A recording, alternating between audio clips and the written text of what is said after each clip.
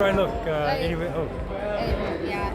So, Ambassador, there are just a lot of people who would be, and Filipinos who would be traveling to New Zealand to watch the men's football team. Yeah. Like, what do you want them to expect? Oh, okay. First of all, expect what we call manaki tanga, which is hospitality. Expect a very warm welcome from all New Zealanders while you're in New Zealand. And take the chance to experience what New Zealand has to offer. If you have the time, please look around, get to see a bit of the country, get to experience a bit of that warm hospitality that New Zealanders provide throughout all of New Zealand, not just the venues where the Filipinas are playing. Yeah, and but you also think that the Filipinas will be playing in New Zealand? Oh, it's a fantastic opportunity. We have about 80,000 Filipinos that live, work, or reside, study in New Zealand. So I think the Filipinos will get a very warm welcome from their country men and women. So I think they should expect a very warm welcome, not only from New Zealanders, but also the Filipinos that are living in New Zealand. Yeah, and then there's going to be a match that's going to be New Zealand versus the Philippines. Absolutely. How do you feel about that? Oh, look, I'll be rooting for both teams. I'm from New Zealand. I'm a very proud New Zealand, so of course I will be supporting football fans, both physically as well as in my heart. But the Philippines has been my home for the last 3 years, and I was here during COVID. And Filipinos have been very kind and hospitable and generous to me. So my second team in my heart is, of course, Ang Filipinas. Is there an early contingency plan with the PM and how you're going to welcome the Filipinos to New Zealand? Yeah, so we're working through that. It really all depends on the team's needs. At the end of the day, they're there to do a job, and that is to play to the best of their ability.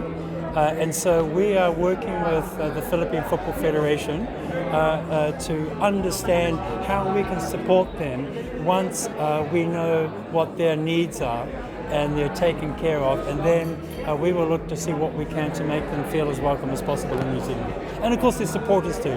I mean, there are many Filipinos, not just here but around the world, want to go to New Zealand to support their team, and so we're looking at how we can support those that come from here to New Zealand.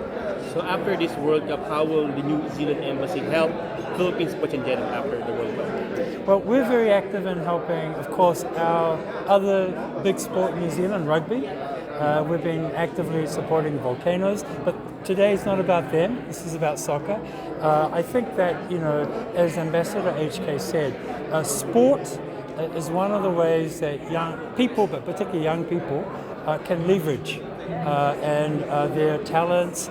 And so we do a lot in that space where we help young people, particularly those that maybe are not in places where it's easy to get access to sports. We've supported children to do touch rugby down in Cebu. So we do have some programs that support young people getting involved in sports because we recognize the benefits of sports and the development of people. Is New Zealand doing anything this women's want to just push for gender equality in sport or in other areas? Yeah, so we have a development program here in partnership with the Philippine government. One of very big themes for us are inclusiveness and diversity. Whether it's in sport, whether it's an opportunity for women to get livelihood opportunities. We have a very active program where we encourage the participation of women, young women, and particularly those that are in groups or communities that are marginalized, that are living on the margins. So we have a very large program, Mindanao, where we support women to, in effect, meet that inclusiveness and diversity agenda goal that we have. Thank you.